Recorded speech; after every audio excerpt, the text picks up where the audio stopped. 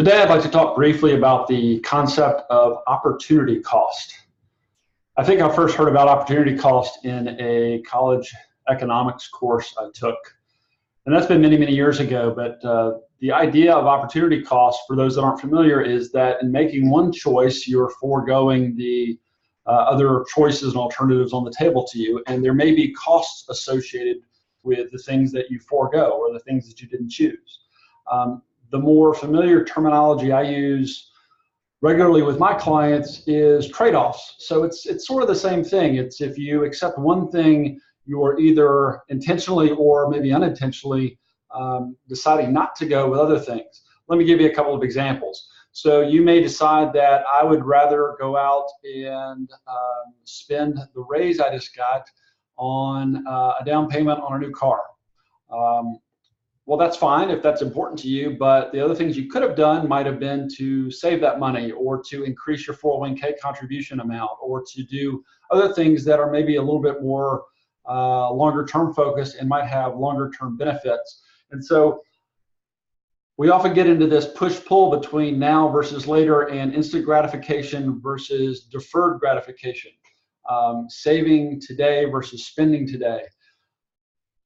But before you jump to the conclusion that it's all about save, save, save, and pinching pennies and living frugally and not enjoying your life and your financial resources, that couldn't be further from the truth, because I meet a lot of folks, especially a lot of women that have been impacted by, let's say, divorce or widowhood, or that are now on their own.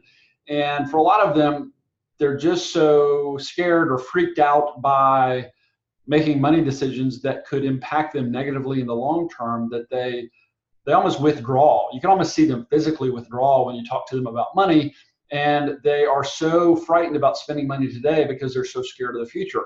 And the problem with that, and there can be a problem, is you can be so well prepared for tomorrow that you're actually sacrificing your life today, whether that's done intentionally or not.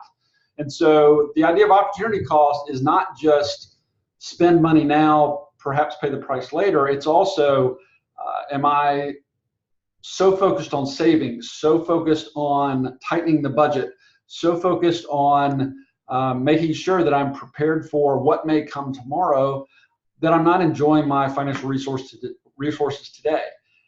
And so this all comes back to the idea of opportunity cost and trade-offs, but also striking a balance between being well prepared for an uncertain tomorrow while still enjoying your financial resources today.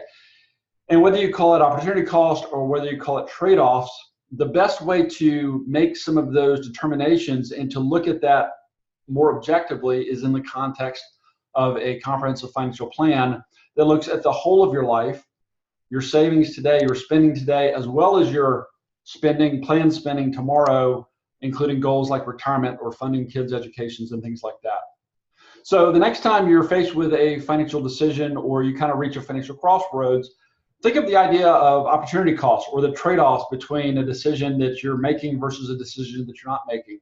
And if I can help you analyze or look at any of those opportunity costs or trade-offs you may be facing, get in touch and let me know. I'd be happy to have that conversation with you. Until next time.